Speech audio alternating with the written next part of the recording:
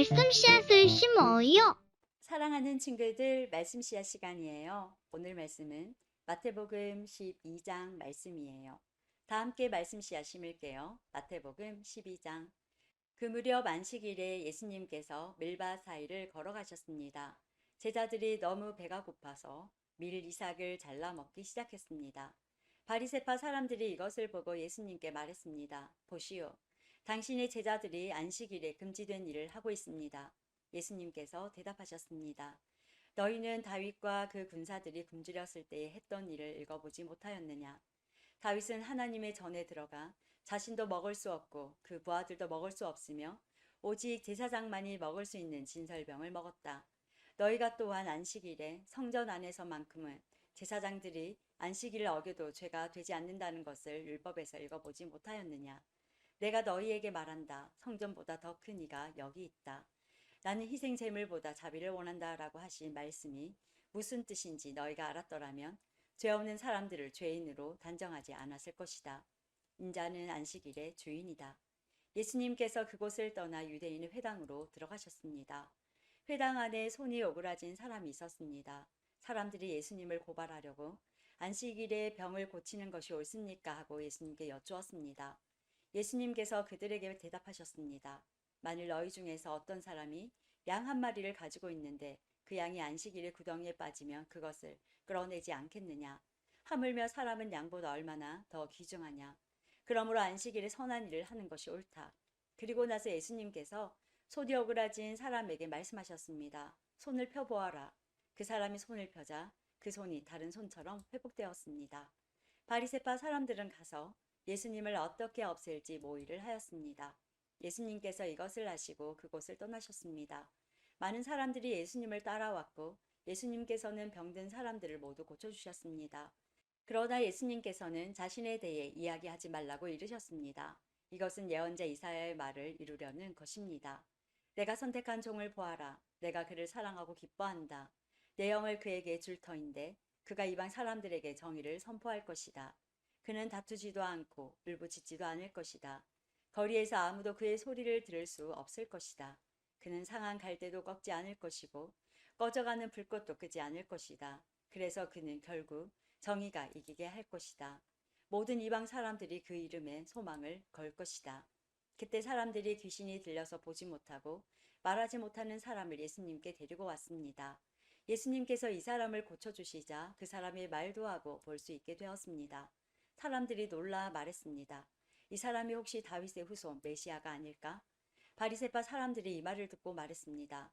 이 사람이 귀신의 우두머리인 바알세불의 힘을 빌려 귀신을 내쫓는다.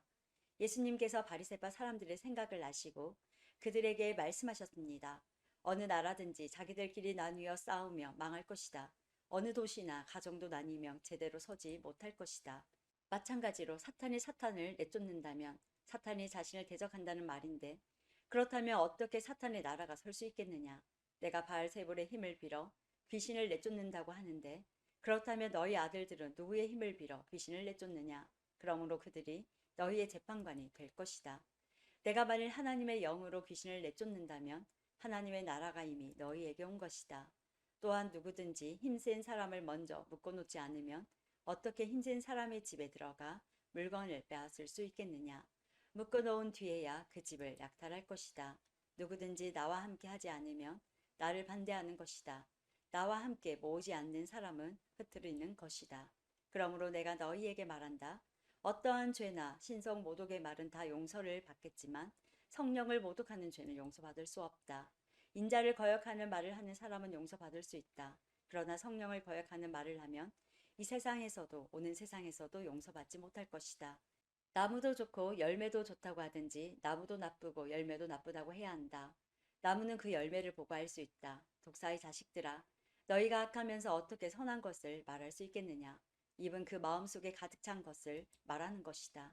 선한 사람은 선한 것을 쌓았다가 선한 것을 내고 악한 사람은 악한 것을 쌓았다가 악한 것을 낸다. 내가 너희에게 말한다.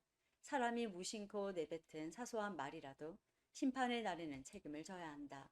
내 말에 근거하여 내가 의롭다고 판정을 받을 수도 있고 죄가 있다고 판정을 받을 수도 있다.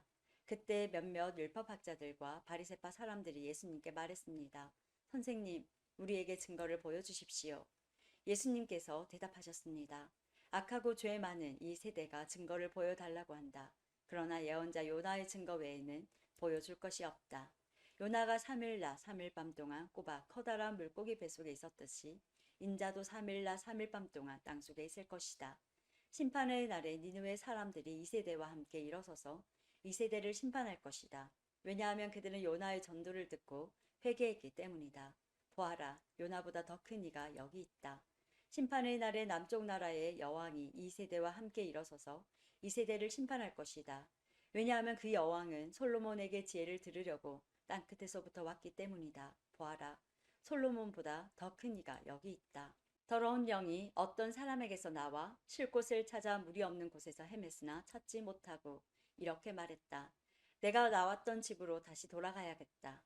돌아와 보니 그 집이 여전히 비어있을 뿐만 아니라 깨끗이 청소되고 정리되어 있는 것을 알았다. 그때 그 더러운 영이 나가서 자기보다 훨씬 더 악한 7영을 데리고 왔다.